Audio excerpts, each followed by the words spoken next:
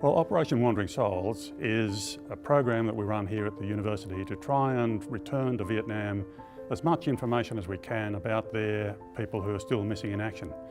Vietnam's got about 300,000 people still listed as missing in action. Australia had only 6. Over the years we've taken back hundreds of letters, drawings, diaries, photographs. The emotional impact on families 50 years after the war is still very high, and it's very raw. One of the items that meant a lot to me was an Australian advisor who was in I Corps in Vietnam, where they were working through a village with the South Vietnamese soldiers. They found the village had been abandoned. They were burning it so it couldn't be used.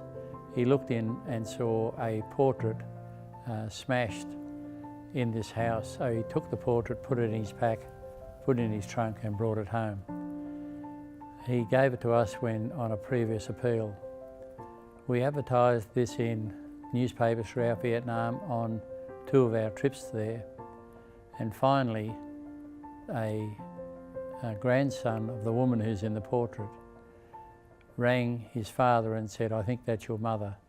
They went to the newspaper and identified the photograph.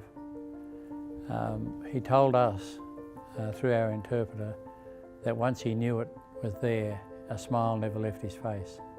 Look, my message to people who might have things tucked away at home in a shoebox in the back of the wardrobe or whatever is please consider sending them back to Vietnam. You know, we're all getting old. We're all getting to the point where we're starting to drop off the twig.